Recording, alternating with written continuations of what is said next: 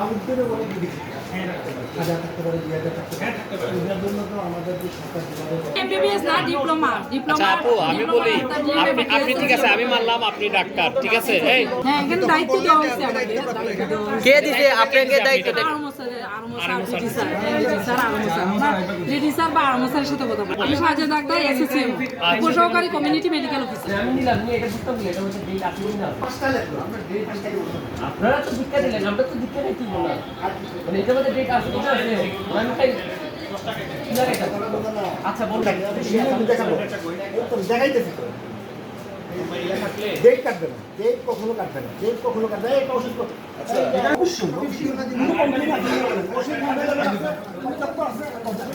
Doctor যা লিখতেছে আমার আজকে আমরা সাধারণ শিক্ষার্থীরা আজকে এসেছিলাম সুনামগঞ্জ সদর হসপিটালে।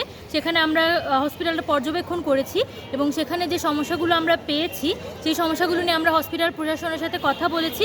যেহেতু আমরা চাইছি আমাদের হসপিটালে যারা রোগী আছেন আমাদের হসপিটালের পরিবেশটা যাতে রোগী বান্ধব হয় এবং রোগীরা যাতে যথাযথ সেবা পান, হসপিটালে যে সমস্যাগুলো আছে সেগুলো সমাধানের জন্য আমরা সাধারণ শিক্ষার্থীরা চেষ্টা করছি এবং আমরা আবারও প্রয়োজন পড়লে আবারও হসপিটালে আসবো। হসপিটালে কার্যক্রমগুলো আমরা একটু পর্যবেক্ষণ করব, সব দিক দিয়ে বিবেচনা করে আমরা হসপিটালটাকে আরও উন্নত করার চেষ্টা করব এবং রোগীদের জন্য যাতে হসপিটালটা আরও হেল্পফুল হয় বা হসপিটালে যাতে যথাযথ চিকিৎসা রোগীরা পায় সেই ব্যবস্থাটা আমরা করার চেষ্টা করছি।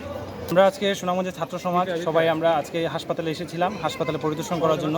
তো হাসপাতালে আমরা অনেক ধরনের অনিয়ম দেখতে পাচ্ছি, ইমার্জেন্সি বিভাগ থেকে শুরু করে লাশ মর্গে এমনকি ডিসপেন্সারিতে এমনকি স্টোর কিপারে এমনকি ক্যান্টিন পর্যন্ত আমরা বিভিন্ন ধরনের সমস্যা দেখতে পাচ্ছি, যার জন্য আমরা এসেছি এবং আমরা এগুলো আজকে আমাদের ছিল একটা প্রাথমিক ইন্সপেকশন। তো আমরা বিভিন্ন ধরনের সমস্যা করেছি উদ্বুদ্ধ করেছি এবং এগুলো আমরা নোট করছি সব কিছুই এবং আমরা এগুলো নিয়ে আজকে আমরা আরএমও স্যারের সাথে কথা বলেছি। আরএমও স্যার আমাদেরকে ডিটি স্যার আজকে আসেন নাই, উনি কালকে আসবেন। তো ওনাদের সাথে আমরা কালকে মিটিং করবো ডিটি স্যারের সাথে। তো আমরা চাচ্ছি যেভাবে দেশটা সংস্কার হচ্ছে দেশের সব কিছুই যেন সংস্কার হয়, হাসপাতাল থেকে শুরু করে হাসপাতাল কথায় আছে স্বাস্থ্যই সকল সুখের মূল। স্বাস্থ্যটা যদি আমার ঠিক না থাকে তাহলে আমার কিছুই ঠিক থাকবে না। তাই আমরা চাচ্ছি হাসপাতাল থেকে শুরু করে যত রকমের সেবামূলক প্রতিষ্ঠান আছে সেখান থেকে প্রথমে এই সিন্ডিকেট দুর্নীতি যাই বলুক না কেন, দেশ যেহেতু সংস্কার হয়েছে এই সব কিছু সংস্কার করতে হবে। আমরা মুখে মুখে শুধু সংস্কার বলবো সেটা না, আমরা কাজেও করে দেখাতে হবে। আমাদের সবার উচিত এখন যে আমরা কাজের প্রতি মনোযোগী হই, আমরা যেন সব ধরনের সংস্কারের কাজে লেগে পড়ি, কারণ দেশটা আমাদের, আমরা সবার, আমাদের দেশটাই এটা আমাদের। সো আমরা উচিত আমরা যেন সংস্কারের কাজে লেগে পড়ি। সুনামগঞ্জের ছাত্র সমাজ থেকে স্টুডেন্টরা আসছিলাম মেডিকেল পর্যবেক্ষণের জন্য।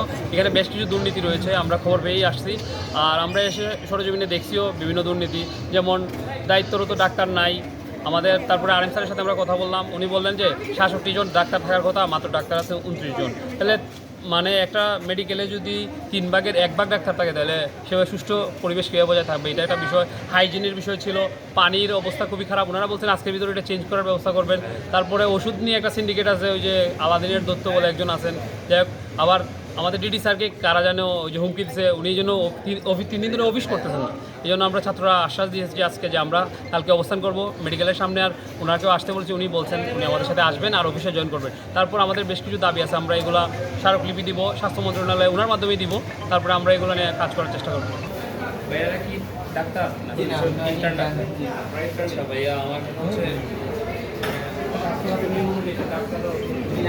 স্যারের পরামর্শ অনুযায়ী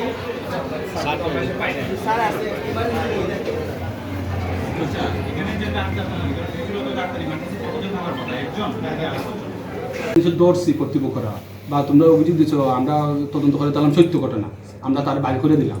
বাদে দেখা যায় তুমি ফোন দিছো, মামা এই গরিবের টাকা দিছো, তাকে যাবো একটু কষ্ট রাখি দেবো। এই যে জিনিসগুলো, ওই জিনিসটা যাতে আমাদের উপরে চাপ না আসে, কারণ আমি তো একা চালাইতে পারতাম না এই প্রতিষ্ঠান। পানি পরে আপনার তোমরা যাওয়ার পরে আমি বেরোচ্ছি